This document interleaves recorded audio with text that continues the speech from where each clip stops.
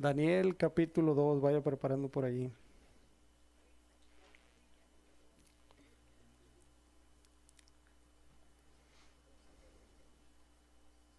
El título del sermón es El sueño de unos, pesadilla de otros.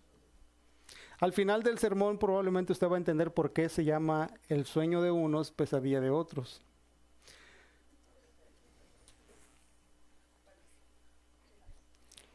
Eso es muy normal en la vida, que lo que a uno le cause de pronto alegría, a otro le cause tristeza.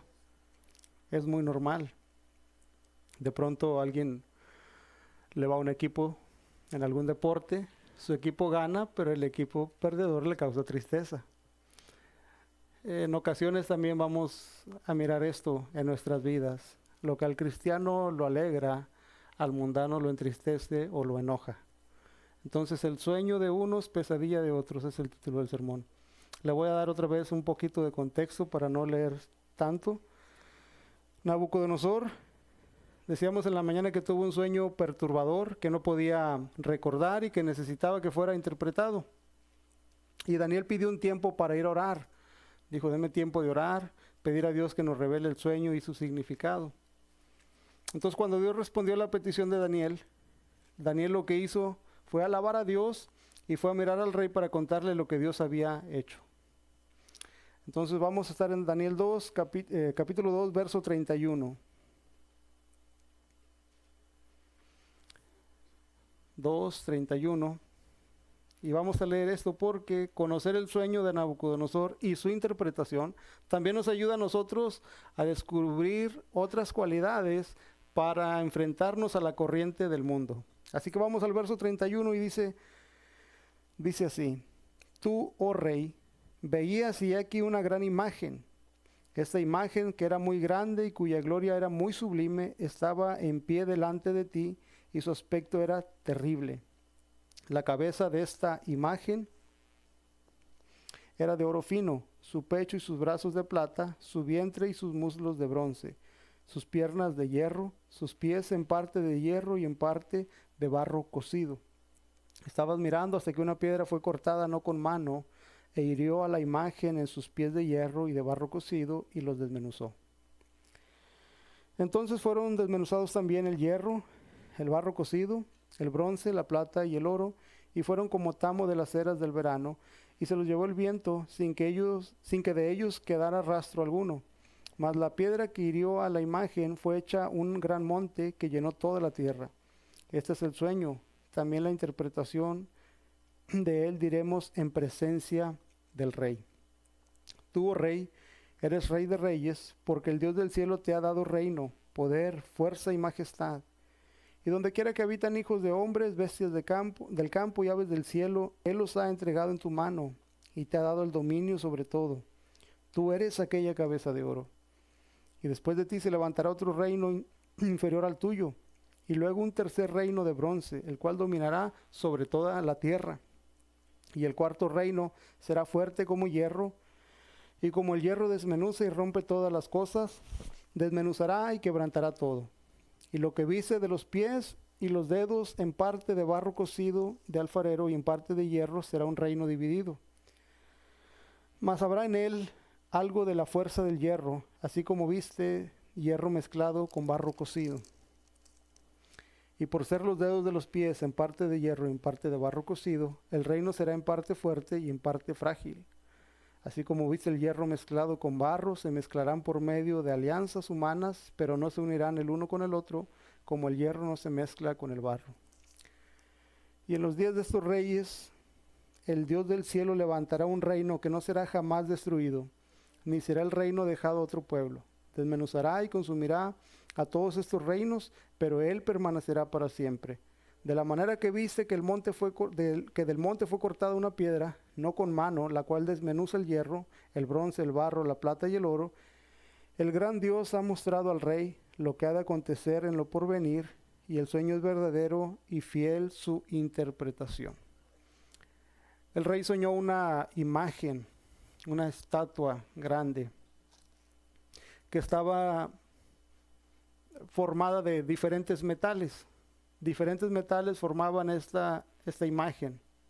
Y nos decía allí que la cabeza era de oro. La cabeza era de oro. El pecho y los brazos eran de plata. El vientre y los muslos de bronce. Las piernas de hierro. Y los pies estaban mezclados con hierro y barro cocido. Y es interesante porque cada metal de esta estatua representaba a un reino, un imperio. Babilonia era la cabeza de oro. Esto era Babilonia, la cabeza de oro. Después los medos y persas eran el siguiente metal, la plata. Ahora el siguiente metal que venía eran los griegos, el vientre y los muslos, el bronce. Las piernas de hierro eran los romanos, el imperio romano. Después el imperio romano se dividiría y en el final de los tiempos se volvería a reavivar ese imperio que estaba representado por el hierro y el barro cocido. Y los dedos de los pies, 10 dedos, 10 reinos o 10 naciones uniéndose. Y la interpretación de este sueño nos demuestra a nosotros una vez más que Dios siempre ha estado controlando la historia. No ha habido un momento en que Dios no haya controlado la historia. Siempre Dios estuvo al tanto de la historia. Y conocer esto nos ayuda a identificar la siguiente cualidad que necesitamos. Necesitamos veracidad en nuestras vidas. Veracidad. Veracidad viene siendo la honestidad en su máxima expresión. Eso es la veracidad. Tanto en las palabras como en las acciones es veracidad. Es la honestidad en su máxima expresión. Hermanos, algunas veces decir la verdad puede ser difícil. Algunas veces puede ser incluso peligroso decir la verdad. Por eso necesitamos la prudencia de estos jóvenes para cuando hemos de decir la verdad. ¿Cómo hemos de expresarla? Era peligroso, imagínense, llegar con el rey más poderoso del mundo en aquel momento y decirle, tú eres la cabeza de oro, pero no vas a durar. Alguien va a venir después de ti, te va a derrotar. Tenía que ser valiente, prudente, pero veraz, porque no podía mentir. La veracidad es algo que debe de caracterizar a los hijos de Dios. Daniel fue prudente, pero también fue veraz. Al final, cuando él comparte el sueño y la interpretación, Daniel fue recompensado. Y para nosotros poder identificar la verdad, hermanos, necesitamos saber algo muy importante, porque a veces todo mundo pensamos que tenemos la verdad. Pudiéramos haber 4, 3 personas pensando que tenemos la verdad. Pero ¿qué es la verdad? Y la verdad es todo aquello que es consistente con la realidad. Lo que es consistente con la realidad, eso es la verdad. Lo que es consistente con la palabra de Dios, eso es la verdad. Eso es la verdad. Todo aquello que es consistente con la realidad. Entonces hemos de ser veraces para poder combatir contra la corriente. Esta historia es muy interesante. A mí siempre me ha gustado leer esta historia, meditar en ella. Porque cuando Daniel estaba dando la interpretación de este sueño, 150 años antes de que él diera la interpretación del sueño, Dios ya había profetizado la derrota de Babilonia. Ya había dado el nombre del próximo rey que vendría 150 años antes de que Nabucodonosor lo soñara. Y yo quiero invitarlos a que vayamos a Isaías 44. Isaías 44, verso 24.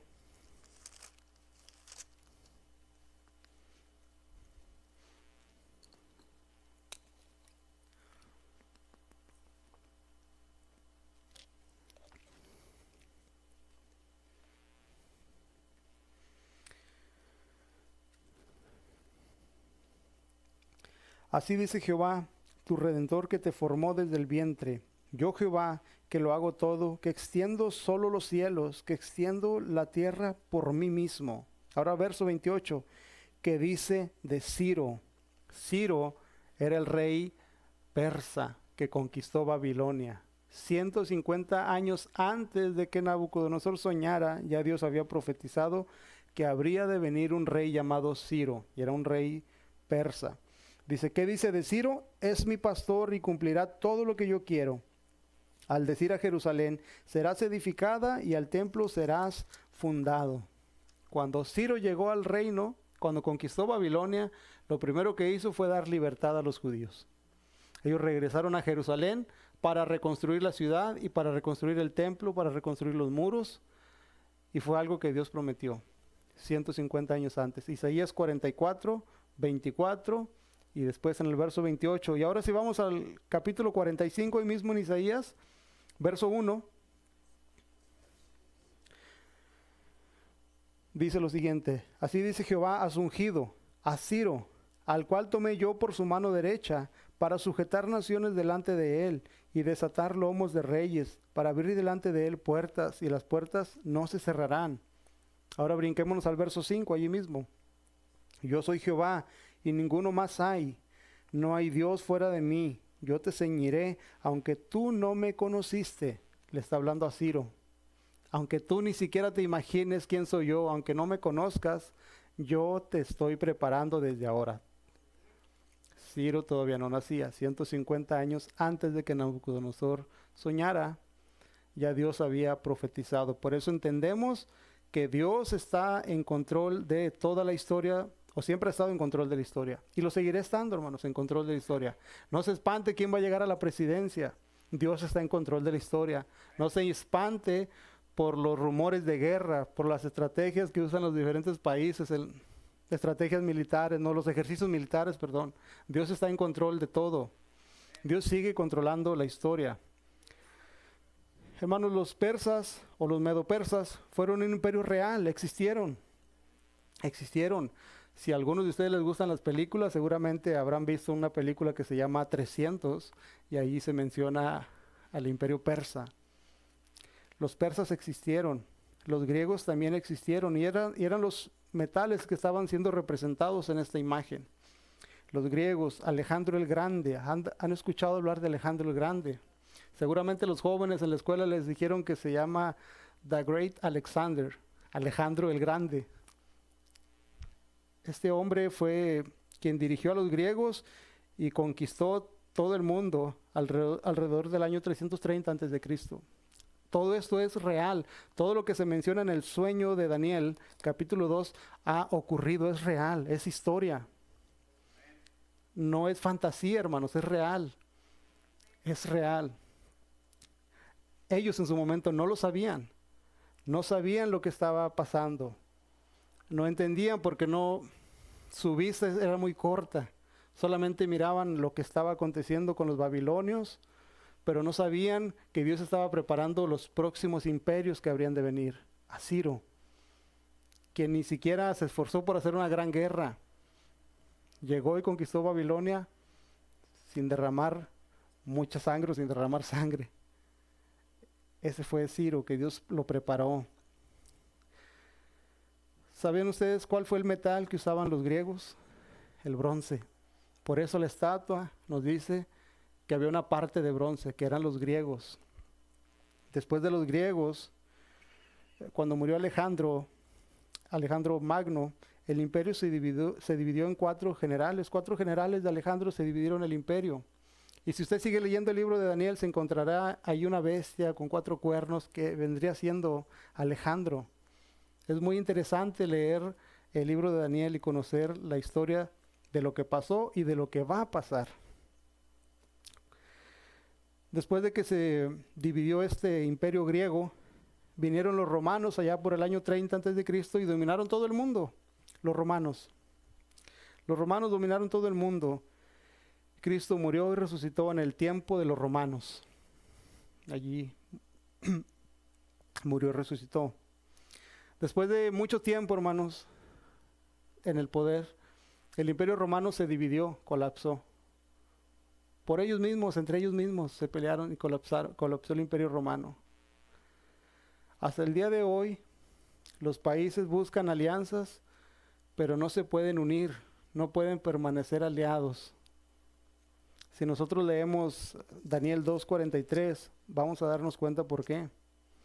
Así como viste el hierro mezclado con barro, se mezclarán por medio de alianzas humanas, pero no se unirán el uno con el otro, como el hierro no se mezcla con el barro. No se van a poder unir. Ahora, hermanos, llegará un momento en que este imperio romano va a ser reavivado. Estos 10 reyes, 10 líderes han de reagruparse nuevamente para conquistar el mundo, para dominar el mundo. Y es entonces cuando viene la siguiente parte del sueño, de la interpretación del sueño. Cuando una piedra, una roca cae y golpea a esos pies, a esas naciones que se están uniendo. Yo le decía a Adrián en la mañana, cómo Dios acomoda las cosas. La hermana Enciso nos presentaba el tema de la escuelita bíblica, la roca. Firme nuestra fe en una roca que es Cristo. Y es esa misma roca que viene a destruir a los imperios que quieren dominar el mundo. Porque Él es quien controla la historia. Entonces, dar este mensaje a Nabucodonosor se requería de valor. Porque esto era la verdad de Dios tenía que ser revelada, tenía que ser compartida, pero no era fácil y va a haber momentos en los que la verdad no va a ser fácil y hemos de pedirle a Dios que nos dirija cómo presentamos la verdad, cómo le decimos a alguien, estás en camino a la condenación eterna, necesitas de Cristo. Hace algunos años me topé con un grupo de ellos se denominan cristianos, yo no sé. Y me mandaron al infierno, me dijeron de todo que yo estaba condenado al infierno. Y yo me quedé pensando y dije, wow, estos hombres no dan ninguna esperanza, no dan el mensaje de salvación. Vean a la persona y la condenan. A ver, es cierto que todos merecemos la condenación eterna, pero hay un mensaje de gracia. El mensaje del Evangelio son buenas nuevas. Hay que compartir las malas nuevas, pero después hay que compartirles también las buenas nuevas de salvación. Hemos de pedirle a Dios que nos dirija cómo compartimos ese mensaje. Regresando ahí a Daniel, en el verso 44 y 45, allí miramos el mensaje que Dios le estaba dando a Nabucodonosor. Dice, y en los días de estos reyes, el Dios del cielo levantará un reino que no será jamás destruido. ¿Cuál será este reino? El reino de Cristo. El reino de Cristo jamás será destruido, ni será reino dejado a otro pueblo. Desmenuzará y consumirá todos estos reinos, pero Él permanecerá para siempre. De la manera que viste que del monte fue cortada una piedra no con mano, la cual desmenuzó el hierro, el bronce, el barro, la plata y el oro, el gran Dios ha mostrado al rey lo que ha de acontecer en lo porvenir.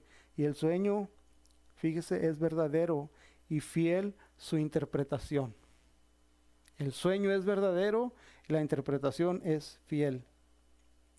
Hermanos, hoy estamos más cerca que nunca de ser arrebatados para recibir al Señor Jesús en las nubes. Más cerca que nunca. Este imperio que está representado por los pies de la estatua, no falta mucho para que se comience a ser más fuerte, para que comience a unirse. Y cuando estos imperios, estos 10 imperios que son los pies de la estatua se unan, cuidado, tiempo de tribulación, de la gran tribulación. Pero los cristianos hemos de ser arrebatados antes de que esto ocurra. Hay esperanza para nosotros. Es un mensaje que tenemos que dar, es la verdad. Y nosotros necesitamos reconocer la verdad y meditar en esta verdad. Y hemos de compartir esta verdad.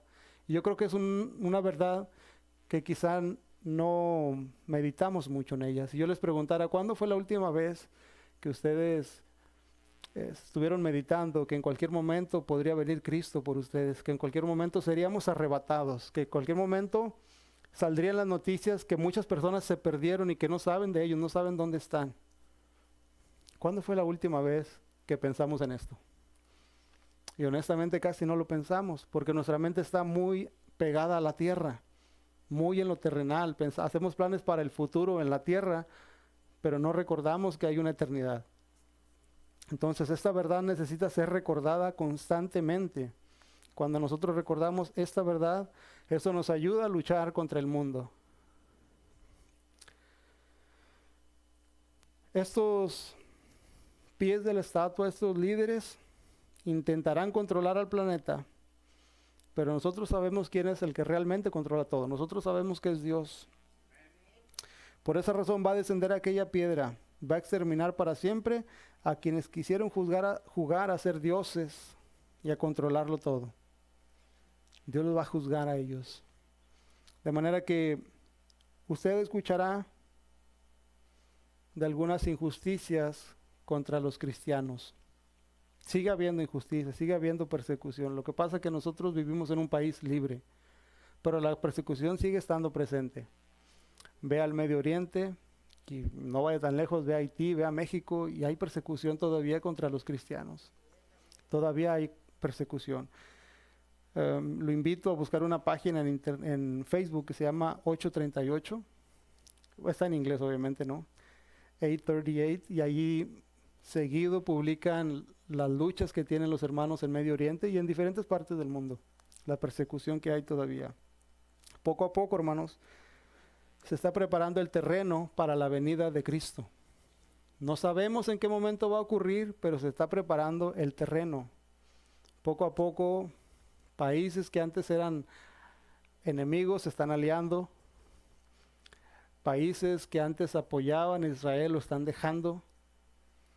Países que antes no peleaban están peleando. Hay líderes que están incitando a la violencia, incitando a la guerra, incitando a las, ¿cómo se llama? A las uniones, ¿no? A las alianzas para poder ser más poderosos. Tengamos cuidado porque el terreno se está preparando. Hay que compartir este mensaje, hay que compartir esta verdad. Por esto aquella piedra, aquella gran roca va a descender del cielo para exterminar aquello. Entonces, hermanos, la Biblia está llena de profecías. Muchas ya se cumplieron, otras están por cumplirse y esta es una de ellas. Esta está por cumplirse, el regreso de Cristo. Vamos a San Juan capítulo 14. Es un pasaje muy conocido.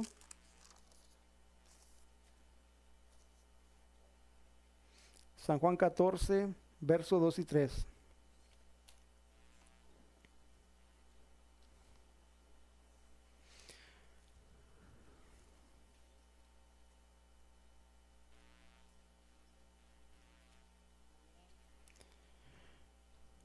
Dice el versículo: en la casa de mi padre muchas moradas hay.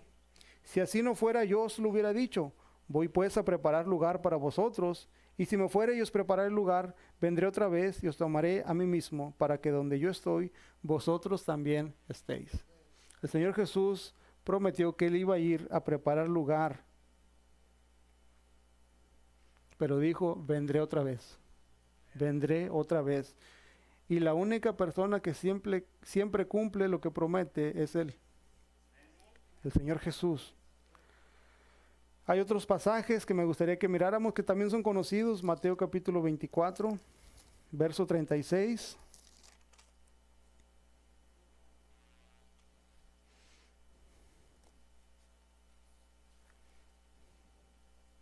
Mateo 24, verso 36.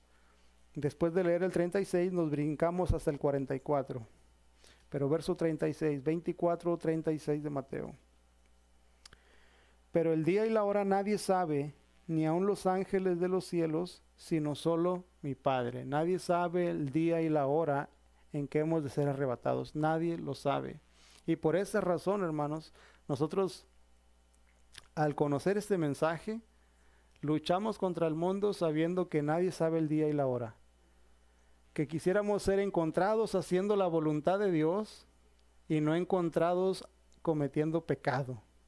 No encontrados siguiendo la corriente de este mundo, porque el día y la hora nadie lo sabe. Y yo no sé usted, pero cuando yo de niño escuchaba este mensaje, yo soñaba y yo estaba con el temor de que quizá yo me iba a quedar, de que quizá yo no iba a estar. Y cuando llegaba a la iglesia y miraba las bancas vacías, porque yo vivía en una calle de la iglesia, llegaba temprano, yo me espantaba de niño, 9, 10 años, y yo decía, ¿y si me quedé? Quizá me quedé, quizá el Señor ya vino y yo me quedé. Porque entendí el mensaje. Ahí mismo Mateo 24, verso 44. Por tanto también vosotros estad preparados, porque el Hijo del Hombre vendrá a la hora que no pensáis. Cuando menos lo pensemos, el Señor ha de venir por nosotros. Entonces Él nos asegura que vendrá. Hemos visto cómo Dios siempre ha controlado la historia de la humanidad. Hemos visto la precisión de la palabra de Dios. Esos metales que estaban mencionados eran imperios. La precisión con la que Dios, 150 años del sueño de Nabucodonosor, profetizó: ha de venir Ciro, mi pastor, que ni siquiera me conoce, pero yo lo tengo preparado. Ha de venir Ciro. Y era el nombre del rey persa. Todavía no nacía, ni nacían sus padres siquiera probablemente. Pero Dios ya tenía a Ciro preparado. La precisión de la palabra de Dios, no hay nada inigualable a ella. Ahora, todo esto nos ayuda a encontrar otra cualidad para luchar contra la corriente del mundo, hermanos. La primera dijimos que era la veracidad. Hemos de compartir este mensaje porque es la verdad. Hemos de pedirle a Dios que nos guíe de qué manera lo hacemos. Y la siguiente cualidad es la esperanza. Necesitamos esperanza en nuestras vidas, hermanos. ¿Qué es la esperanza? Es la cualidad que nos da la motivación para seguir adelante, sabiendo que hay un destino final y que vale la pena alcanzarlo. Eso es la esperanza. La esperanza no es solamente desear algo bueno. No es desear algo bueno la esperanza. Es poner nuestra confianza o nuestra dependencia en Dios en los momentos cuando no podemos ver con claridad. Esperanza es eso. La esperanza se parece a la fe, pero no es la fe. Son dos cosas iguales o que parecen iguales, pero son un poco diferentes. Les podríamos llamar gemelas, pero hay una pequeña diferencia con la esperanza y la fe. Y yo encontré algunos ejemplos que quizás nos pueden ayudar a notar las diferencias. La fe es como una antorcha que ilumina el camino y te permite mirar algunos pasos adelante. Uno va por un camino oscuro. La fe es como una antorcha, como una luz que nos ayuda a ir caminando hacia adelante poco a poco. Eso es la fe. La esperanza. ¿Qué es la esperanza? Es como una estrella en la distancia, como un destino, como un lugar. Y esa te da la motivación para seguir adelante. Sabiendo que quizá en algún momento la antorcha como que se apaga, pero allá está la estrella. Eso es la esperanza. La fe nos ayuda a seguir adelante a corto plazo, pero la esperanza nos da la motivación a largo plazo. Esperanza es eso. La fe nos ayuda a no querer desviarnos. Para eso nos ayuda la fe, a no querer desviarnos. Pero la esperanza nos da la fuerza para saber que hay una meta a la cual vamos. La esperanza es como la motivación que necesita el cristiano para vivir la vida en Cristo. Entonces, esperanza es saber que lo mejor está por suceder. Cuando Daniel entendió el mensaje que Dios le estaba dando, la interpretación de ese sueño, Daniel y sus amigos tuvieron esperanza. Dijeron: esto no es para siempre, Dios sigue teniendo el control. Me quiere cortar la cabeza Nabucodonosor, pero Dios tiene el control. Yo tengo esperanza. Yo tengo fe en Dios, pero también tengo mi esperanza en Dios. Yo espero en Dios, yo confío en Dios. Y mi motivación es que un día he de estar delante de Él. Mi motivación para luchar contra la corriente de este mundo es que un día se terminará la lucha. Yo no sé ustedes, hermanos, pero yo anhelo estar ya en la presencia del Señor. Y no se espanten, no estoy promoviendo el suicidio para nada. Pero yo sé que hay un lugar mejor que me espera.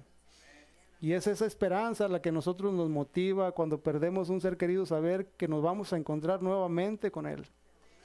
Es esa esperanza, hermanos, la que nos hace levantarnos y seguir adelante. Al igual que ustedes, yo también tengo muchos motivos, o puedo encontrar motivos para salirme del camino, para irme al mundo un ratito, agarrar vacaciones, como dicen algunos.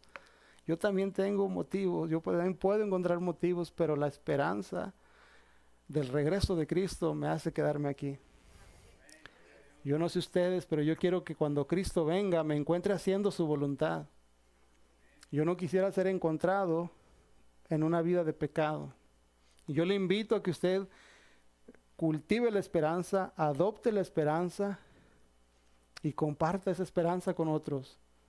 Hay cristianos desanimados, cristianos que necesitan escuchar este mensaje de esperanza, que Cristo viene pronto. No sabemos cuándo, pero ha de venir. Él siempre cumple lo que promete. Él nunca nos ha fallado y nunca nos va a fallar. La esperanza es aquello que nos sostiene, aquello que nos hace levantarnos nuevamente. Quiero compartirle una reflexión que a lo mejor ya está muy quemada, hermanos, esta reflexión. Se ha escuchado mucho. Pero me pareció muy interesante para ilustrar la esperanza. Muy interesante. Esperanza es saber que lo mejor está por suceder. Había una mujer, una señora ya de edad avanzada, que le encantaba el pastel. Le encantaba, le fascinaba el pastel.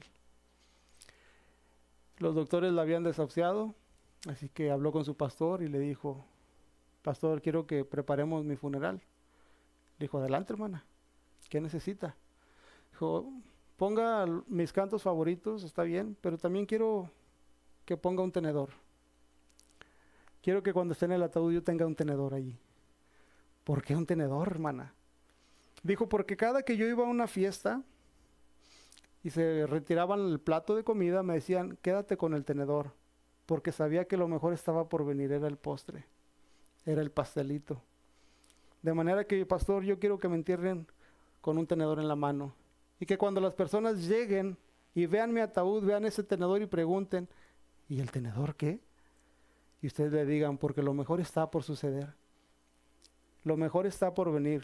Estar en la presencia de Cristo, eso es lo mejor. Ese es el postre del cristiano, el postre espiritual del cristiano, estar en la presencia de Cristo. Hermanos, la esperanza en el regreso de Cristo nos ayuda a seguir luchando contra la corriente, porque eso es lo mejor que está por suceder, es nuestro postre, hermanos. Que Él venga por nosotros es el postre que esperamos, es el pastel que necesitamos. No sé cuál es su mejor postre, su postre favorito, perdón, pero este es mejor que el que usted tenga. El regreso de Cristo. Así que yo quiero preguntarle, hermanos. Nadie sabe el día y la hora en que Él vendrá. Pero sabemos que lo va a cumplir. Tenemos esa esperanza en Él. Tenemos esa confianza en Él. ¿Está usted preparado para el regreso de Cristo? ¿Está esforzándose porque Cristo lo encuentre haciendo su voluntad? ¿O está más enfocado en invertir para la vida terrenal? ¿Está haciendo tesoros en la tierra, pero no en el cielo? El Señor ha de venir, hermanos, y no sabemos cuándo, pero lo que sí sabemos es que va a venir y que va a cumplir lo que Él dijo. El regreso de Cristo, hermanos, es un sueño anhelado para el Hijo de Dios. Lo anhelamos. Pero lamentablemente también es la pesadilla para aquellos que no lo conocen. A nosotros nos espera paz, gozo, tranquilidad, pero a ellos les espera tormento. Y seguramente usted tiene familiares que en algún momento, si Cristo viene o si ellos mueren, serán atormentados y no tendrán esa paz que nosotros tendremos. ¿Qué estamos haciendo con nuestra familia? ¿Qué estamos haciendo con nuestras amistades? Necesitamos compartir ese mensaje. Y no me malinterprete, yo no digo que no hagamos actividades de evangelismo, pero hemos de comenzar por nuestra casa, hemos de comenzar por quienes nos rodean, hemos de comenzar con aquellos que están cerca de nosotros. Hemos de ser una luz, hermanos, en el mundo. El Señor Jesús dijo: yo soy la luz del mundo, y antes de irse dijo: vosotros sois la luz del mundo. Ustedes ahora son la luz del mundo. Nosotros somos la luz del mundo. Sigamos apoyando el evangelismo, pero hagámoslo también en el diario vivir, hermanos. Cuando nosotros leemos el Nuevo Testamento, nosotros vemos que las personas compartían en lo que hacían. Pablo en su trabajo compartía porque Él conocía lo que le esperaba a aquellos que morirían sin Cristo. Y Pablo sentía ese dolor por las almas que decía, yo quisiera, si fuera posible, ser castigado yo, ir yo a la condenación, pero que mis hermanos judíos fueran al cielo. Era ese amor que él tenía por las almas perdidas, y es algo que hemos perdido nosotros, hermanos. Hemos perdido el amor por las almas perdidas, porque nos enfocamos tanto en el número, nos enfocamos tanto en el conocimiento, que se nos olvida lo principal. Se nos olvida la salvación de las personas, el destino final de ellos. Estamos bien seguros nosotros de nuestro final y todos quisiéramos ir al cielo, pero lamentablemente hay gente que apreciamos, que conocemos su destino. Hermanos, hemos de luchar contra el mundo teniendo diferentes cualidades que hemos mencionado, pero sí hay una que quizás fue la última y me parece que es muy buena, es la esperanza. Cada que usted se enfrente con la dificultad, recuerde que Cristo está por venir. Recuerde que en cualquier momento se va a acabar la dificultad. Ya no habrá más lunes por la mañana, hermanos, batallando para levantarnos. Se acabarán los lunes. Todos los días serán días de reposo. Ya no habrá más cuentas que pagar. Ya todo estará saldado. No habrá más llanto, no habrá más tristeza, no habrá más dolor. Y si por alguna razón no nos toca estar aquí para cuando Cristo venga y somos llevados al cielo, si Dios decide llevarnos, sepa algo, hermanos, que quizás se va a ir sufriendo de aquí, pero cuando llegue a la presencia de Dios, dice la palabra en Apocalipsis 21:4, secará Dios las lágrimas de los ojos de ellos. Secará nuestras lágrimas porque no volverá a haber jamás lágrimas. Hermanos, la lucha contra el mundo es real, pero también las promesas de Dios son reales. La lucha contra el mundo es fuerte, pero tenemos un Dios mucho más fuerte. La lucha contra el mundo en ocasiones parece que la estamos perdiendo, pero Dios nos ha garantizado la victoria. Necesitamos estar cerca de Dios, cerca de su palabra, cerca de su iglesia y compartir el mensaje que Daniel compartió con los babilonios. No seamos un babilonio más, seamos hijos de Dios, vivamos como hijos de Dios, compartamos el mensaje de esperanza, pero seamos prudentes como lo compartimos, ¿verdad? Hermanos, el mensaje de que Cristo viene es un mensaje que nos da esperanza, pero es un mensaje que tiene que ser compartido. Como dice el hermano, pensemos en aquellos que amamos, aquellos que apreciamos, ¿verdad? Me gustaría que termináramos con una oración y una invitación, hermanos, porque el Señor viene. Y es muy probable, con toda seguridad, hermanos, en toda iglesia va a ocurrir lo siguiente. Personas que pensaron que habían recibido la salvación, un día se quedarán.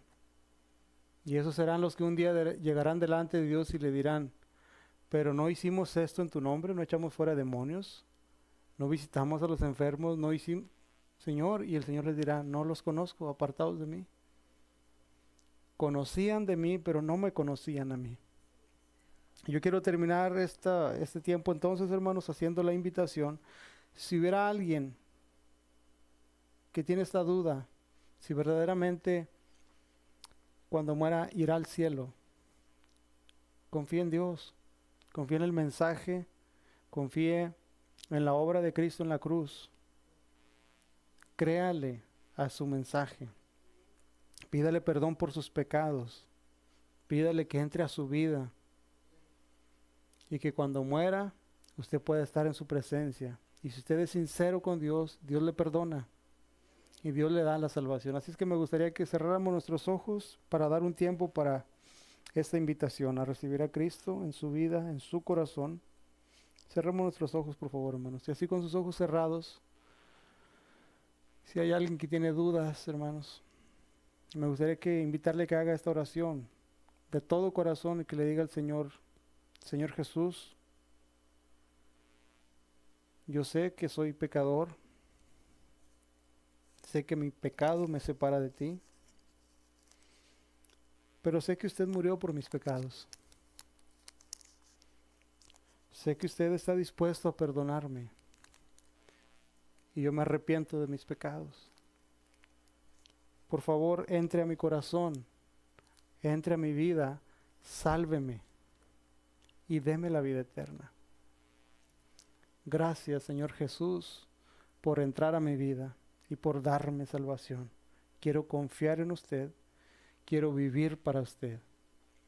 Así con sus ojos cerrados, por favor, todos con sus ojos cerrados. Si usted hizo esta oración, yo le voy a pedir que levante su mano en señal de que usted acaba de hacer esta oración. Amén.